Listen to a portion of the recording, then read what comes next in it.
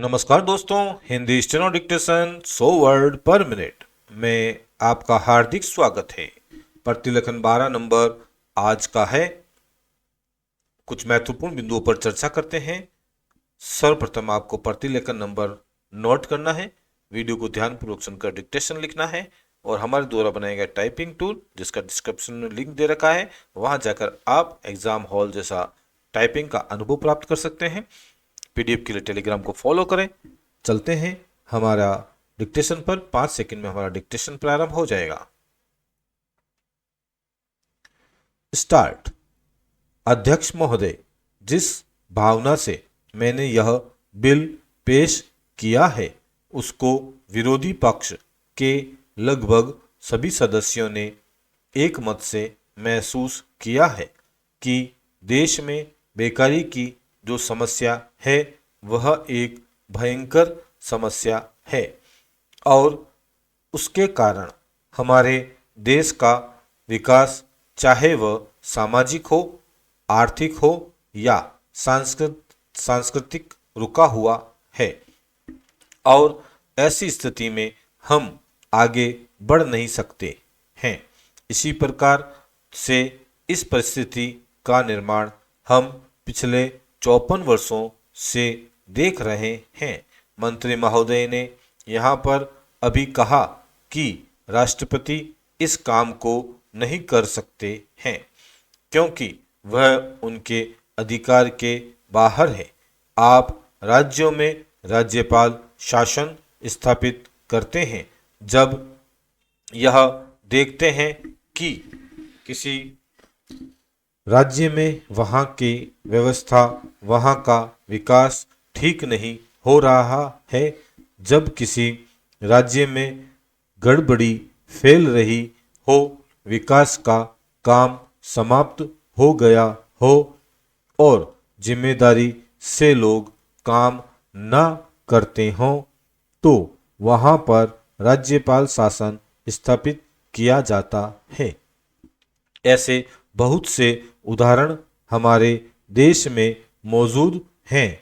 उसी प्रकार से हमारे राष्ट्रपति हैं और अगर देश में इस तरह की स्थिति वर्षों तक चले तो कोई कारण नहीं है। आपात के रूप में राष्ट्रपति इस देश की सुरक्षा के लिए, इस देश की उन्नति के लिए जिम्मेदारी आपने हाथ में न ले सके। हमारे भाइयों ने बहुत से उदाहरण दिए हैं कि राज्यों में संयुक्त सरकारें नहीं चली, लेकिन उसके पीछे राजनीतिक हथकंडे थे। अगर कोई राजनीतिक पार्टी जिम्मेदारी से काम नहीं करती तो विधान में यह स्पष्ट है कि राष्ट्रपति शासन अपने हाथ में ले।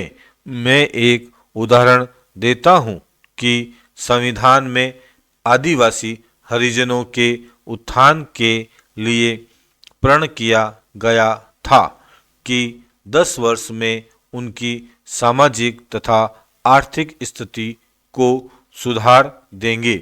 पैराचेंज। लेकिन यह सरकार उसमें भी असफल रही। उसको एक बार 10 वर्ष के लिए बढ़ाया गया और दोबारा फिर 10 वर्ष के लिए बढ़ाया गया। इसी तरह से उसको बढ़ाते जा रहे हैं, लेकिन उनकी आर्थिक और सामाजिक उन्नति आप नहीं कर पाए हैं। इस काम में सरकार बिल्कुल असफल हुई है।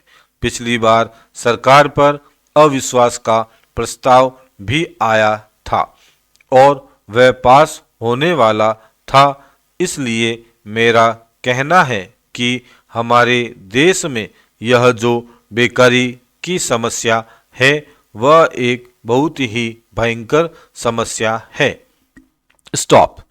दोस्तों, इस प्रकार हमारा प्रतिलेखन 12 यहीं समाप्त होता है।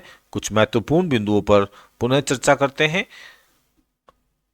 वीडियो को आपने सुनकर डिक्टेशन लिख लिया। अब टाइपिंग के लिए आपको डिस्क्रिप्शन में लिंक दे रखा है www.gk-hindi.org/steno पर जाकर टाइपिंग टूल की मदद से आप डिक्टेशन की जांच कर सकते हैं। अपने जरूरी सलाह या कमेंट में जरूर लिखें। पीडीएफ के लिए हमारे टेलीग्राम को फॉलो करें।